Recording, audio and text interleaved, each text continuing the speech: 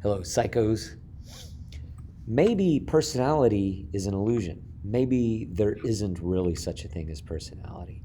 Maybe who you are is just a matter of where you are or the situation, which brings out certain patterns of behavior. And if you change the situation, it would change who you are. And that is the argument that behaviorists make. They really don't have much to say. So, not much to say here. Behaviorists, like B.F. Skinner, if you recall, I don't even think it's a worthy topic of investigation in science. As Skinner says, there is no place in the scientific position for a, quote, self as a true originator or initiator of action. Skinner even went so far to say we don't really have free will, which is a huge controversy. He questions, he's a pure empiricist. Just a reminder that the behaviorists are diehard empiricists and only thought the worthy topic of research was behavior, responses to stimuli in the environment. That's it. Change the stimuli, you change the responses. There's definitely a lot of psychologists who would argue with that and think that we do have a core pattern of who we are. We have a soul, with free will. And certainly the humanists would argue that because you remember these guys, they emphasize that we are human beings. We're not rats in a maze or pigeons in one of Skinner's operant chambers that just respond to, stimulus. So the behaviorists we'll move on to now. I'm sorry, the humanists we'll go to next. Let's see. I wonder if you remember any of the names of them we might have dropped earlier. Who were the key figures in humanist psychology? The answer? Carl Rogers, one. He's the guy that founded it. He was a therapist and, emphasizing the dignity and meaning and purpose of humans, we, more of the positive side of our human nature. Not the Freudian dark stuff, that we're just, repressed animals who hide our sexual impulses and aggressive impulses and pretend like we're not animals. And he certainly would not agree, Carl Rogers wouldn't agree with the behaviorists like Skinner and Watson, who basically say we're just respondents to stimuli in the environment. We're just animals in the rats in the maze looking for the cheese. They emphasize the positive side, our potential, our ideals. One thing about Carl Rogers, he said a healthy personality is one that has a positive view of that is, what's the best version of yourself, and holding on to that best, and being and acting out of that best version of yourself in most situations. Because there's times where things do bring out the worst in us, and other times where things bring out the best in us. And so what is the best version of you? What is the ideal you? And trying to live according to that and make decisions out of that more ideal self that you have. He believes that a healthy personality is congruent in self-concept. And what that means is that your ideal self, and the way you act is in alignment with that. And that ideal self is not an illusion either. It's not like you have certain ideas that are beyond reality of who you are. But you also don't have, Eeyore, for example, the donkey who's always depressed, and Winnie the Pooh.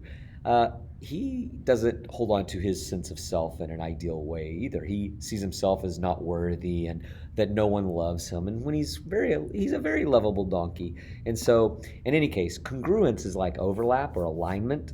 So the way you see yourself is in alignment with your positive side, your best version of yourself, and you're acting accordingly. Whereas, and here's another term, incongruence of self-concept is the misalignment, where you're not acting out of your best version of yourself, or you have a mistaken sense of self that really doesn't align with reality, and that's an incongruent self-concept, according to Carl Rogers. Now, do you remember the other key figure in humanist psychology, other than Rogers, the founder, Abraham Maslow? I might have mentioned this guy before at some point, or maybe you've heard him in other classes, perhaps humanities or English. So Maslow believed, that we strive, or we are motivated by certain factors, and once we accomplish and satisfy those drives or motives, then we are motivated by higher things. We move up the pyramid here. He calls it his hierarchy of needs. So, of course, where do you start? You start down here. You first need to satisfy food, water, and relief from pain. But if you're dying of thirst, you're not really going to be motivated by hanging out and finding true love and so on. You're going to be dying of thirst. So you're definitely motivated by these physiological needs first. Now, once you satisfy those, you've got a full belly and you've satisfied your thirst. You're then more motivated by safety, security, which you would actually put at risk if you're actually dying of thirst. You'll forego safety. But once you satisfy this, and once you satisfy safety and security, it's only then that you start being motivated by social affiliation kind of things, and finding your in group, and your sense of meaningful relationships. So love and belonging, the people you fit in with, and our sense of identity really comes from that. So once we satisfy these basic animal needs, you move up toward that. And then it's only after that you find your in groups, the people you belong with who give you a sense of identity, that you start to move and be motivated by self-esteem. The highest of the pyramid is self-actualization, at least in the early concepts of Maslow's theory. Later, we'll talk about how creativity and other self-transcendence might be things in his later years that Maslow added to even higher than self-actualization. But for now, his original view was that our striving to be all that we can be, to achieve our fullest potential of who you are, you're motivated to achieve the fullest version of you, is called self-actualization, living to your fullest potential. Now, the reason I have the question mark here, and this is worth considering, what in research did Maslow and others find people who have achieved self-actualization, like people who really have it together? They a great sense of fulfillment, and they seem to have achieved their fullest potential, which is an ongoing process. It's not like once you get there, you're like, yay, I can, rest on my laurels now. But in any case, people who seem to have made it to this level of self-actualization, when they've done research on these people and compared their personalities and typical traits that they have in common, what are they? You might be surprised. Some of the things that they found, that people who seem to have it together and are living a fulfilling, flourishing life, and that is, here's some of the things. They tend to be purpose-driven instead of problem-driven. There's something driving them. They have goals driven by some transcendent purpose beyond their own selfish needs or interests. They tend to be flexible and spontaneous. So things change, particularly in our current pandemic situation. You need to be flexible, and people who are kind of inflexible have a hard time achieving this self-actualization. They tend to be independent and autonomous, and often resent when other people try to control them. They can act upon their own and initiate their own creativity and do their own thing without other people having to boss them around. Whereas some people actually need to be in situations where other people are telling them what to do. I find this the case with a lot of students sometimes. Some are autonomous, they're independent, they are go-getters, whereas others, they just need to be their hands held. They need to be told what to do and when to do it. And they're the type of people that need to work for a company where somebody gives them a lot of structure and tells them when to show up. But that's not the case with the self-actualizers that were found in the research. They also found that they tended to report mystical experiences from time to time. Peak experiences or mystical experiences. It might be religious, but not necessarily. There's moments of this extreme sort of like connection with the cosmos, or a feeling of connectedness, but in any case, beyond explanation perhaps. But anyway, that was kind of an interesting thing in the research. Empathy. They tend to be very much in tune with other people's emotions and feelings. Later, we'll learn that this is called emotional intelligence. You're sort of tapped in with others. You feel the pain of others. So sociopaths, as we'll find out later, do not have this. They in any case, we'll get to that later. These people didn't have a sense of humor. They tend to be deep thinkers, philosophical, not shallow. They tended to be introverted. Not all the time, but a lot of people might assume extroverts. But it turns out that maybe a little of both, actually, balance here. And I think that that last one says it, being balanced. And a lot of it, they're not really extreme in this sense. People who can be with other people and work well with others and have that empathy for others and so on. But they have the ability to introvert, to use the term as a verb, to go inside and do some self-discovery and self-discipline, a lot of that is an introverted kind of state quality. Moving on, social cognitive is one we've not really learned about yet. Social cognitive theory. Obviously, it's going to involve social, so the social environment, that is other people's influence on us, and then cognitive, which of course means thinking, not brain. It means thinking processes, right? So our thinking processes are influenced by social environments to some extent and vice versa, and that's the basic gist. Social cognitive theory is kind of a cycle.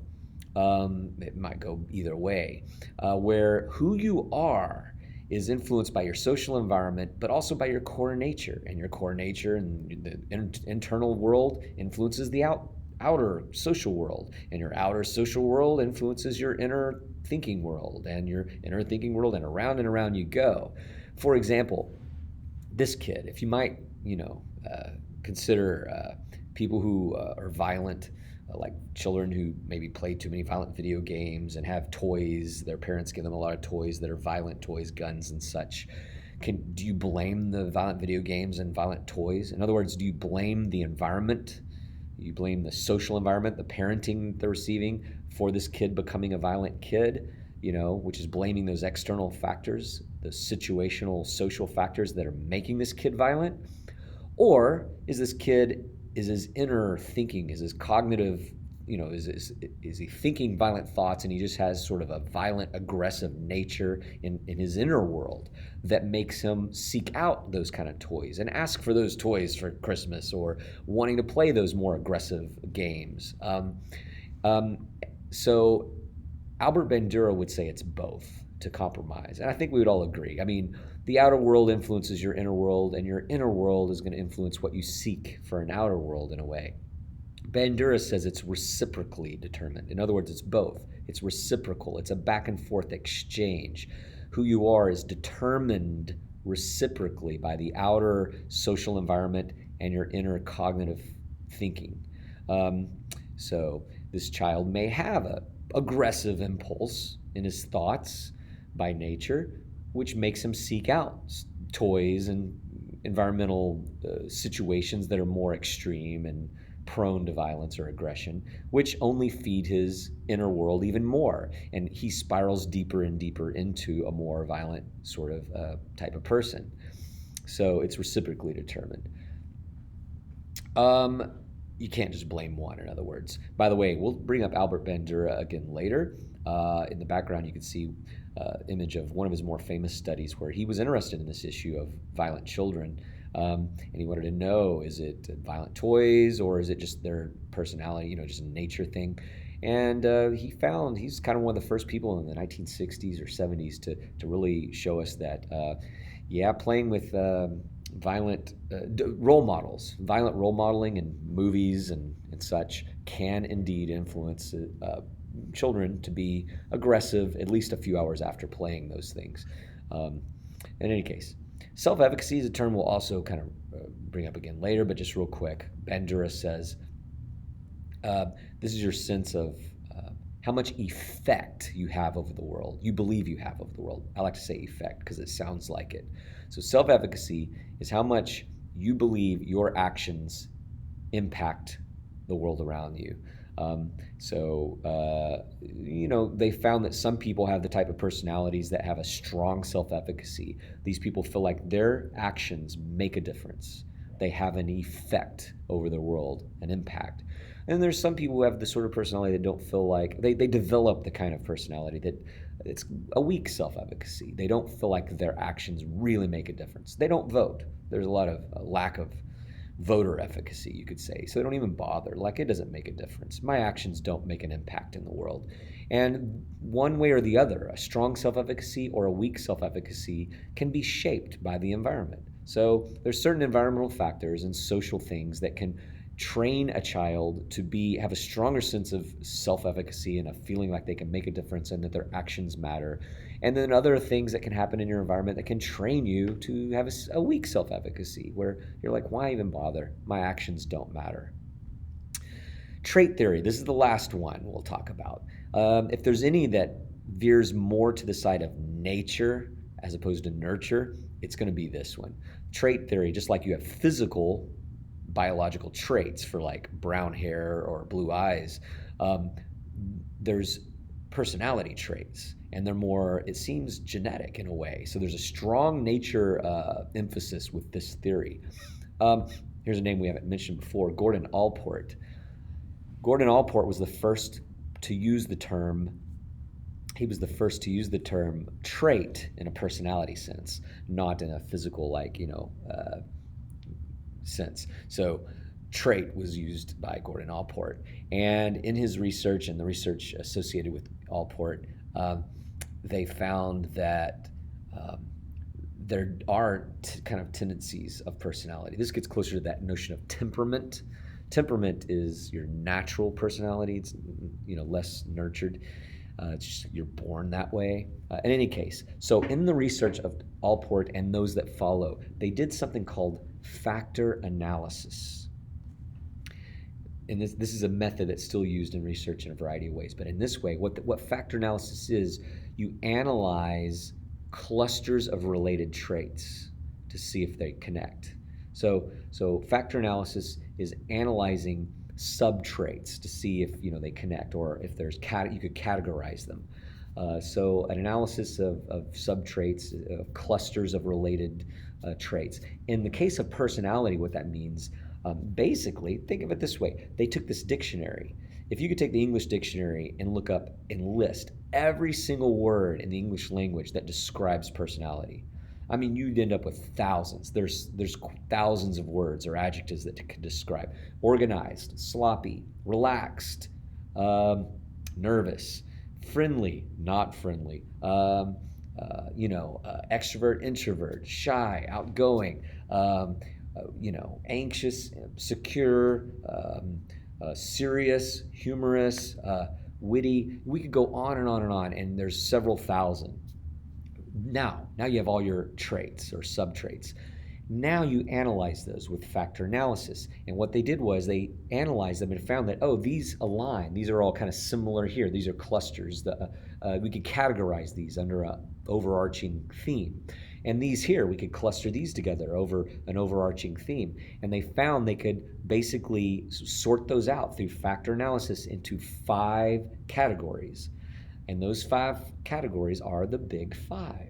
That's where they came up with the Big 5 personality test that you took already, hopefully. So the Big 5, what are the Big 5 categories under which all those thousands of subtraits fall under? So the Big 5 are, and here there are some listed here. I wonder if you could identify, after having done the Big 5 thing, if you could figure out which is the major category for number 1 and number 2 and 3 and 4 and 5. So let's take a moment, pause if you need to, see if you can figure out what the major category is of each one. What's the title of each of these? Here's the answer. Conscientiousness, agreeableness, neuroticism, openness, and extroversion, or the big canoe, C-A-N-O-E.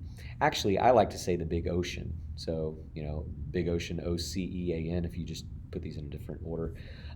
So this is important because they found when it comes to all other personality assessments, this one seems to have the most validity. And it does seem to have a sort of natural aspect to it. The weirdest word up here, I think, is conscientious. It doesn't make conscientious, I don't know. What conscientious means is disciplined, self-disciplined, organized. I like the word, instead of C for conscientiousness, constraint, a sense of self-constraint. So you're not sloppy, you're organized, you're punctual, you're careful, you're disciplined, you're deliberate. And so a sense of constraint, if that's a better C word there. Anyway, conscientiousness is what we're talking about. So when you took the Big 5, if you scored high in conscientiousness, you probably are an organized person. You probably in terms of academic stuff, you probably do pretty well because that's something you need. You need to know when due dates are. Some people just have no idea. They don't even know where the calendar is, and they probably didn't score too well on the conscientiousness scale. So yeah, being students and doing academic kind of things, that's conscientiousness. Being aware. Okay, so agreeableness, that's easy. Friendly, soft-hearted, trusting, helpful, versus those who veered the other way, who are like, I don't care what other people think. They're ruthless, maybe a little suspicious, don't compromise very well. That's my way or the highway kind of thinking. So somewhere along that scale. I mean, by the way, there's not necessarily a good side to this. I mean, yeah, ruthless, that doesn't sound good, but the fact is, if you veered too much in the way of agreeableness, you let people walk all over you, and that's not good. So there's not necessarily a good one of these. And anyway, just to make that point, neuroticism, or negative emotion in this case, neurotic means nervous.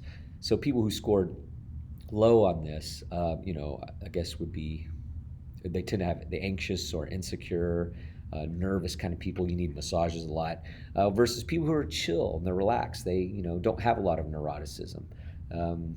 So this one's kind of backwards. So they tend to be chill, relaxed, easygoing. Openness. Openness is you're open to new ideas, you're spontaneous, you're imaginative, you're autonomous and independent. You like change and variety, whereas some people don't. They like routine, and when people change the plans on them, they get really upset. Like, wait, we already made plans. Well, openness, they're okay with that. So not quite as, down to earth maybe, but openness, they like change and variety. Variety is the spice of life. By the way, openness is really important for creativity. There's a lot more that's important for creativity. Conscientiousness is important too, to deliver and follow through with creative ideas, but openness is where those ideas come from. So exploring new things and trying new things is important for coming up with originality. In any case, finally, extrovert, and we've already seen that in the Myers-Briggs. So the sense of sociability and being with others and affiliation and getting energy by being around people rather than being around people sucking the energy out of you, which is more of an introverted thing. So introverts aren't necessarily shy, or they don't necessarily have social anxiety. They just are the type of people that need to go recharge. And being around people, they might be good, have good people skills. They just are. The energy works the other way. It's being around other people takes the energy out of them, so they'll have to go recharge in a way, rather than getting the energy by being around people. That's one way to put that. So that is trait theory. And to wrap up, there you go, the big five, which again they discovered through factor analysis, the big ocean or the big canoe. Oh, there they use the word constraint, yeah. So, there are some cultural differences. Individualistic countries or cultures as opposed to collectivist cultures, like you might find in the East, like East Asia. Collectivist, more community-oriented and such. A sense of social duty is more important, whereas here in the West, Western societies, we tend to value individualism and so on. So you do find different notions of what is personality in the East. Collectivist societies versus individualistic Western societies like we have, based on our Greek and Roman heritage. So that is it for personality theory, and hope you've gotten something out of this. Hope there was some good self-discovery you guys may have found in this process as well. As I always like to ask, what did you take from this? Like, what did you learn in general, but also what did you learn about yourself in this case? And what are some things you could apply to other areas of your life? See you later.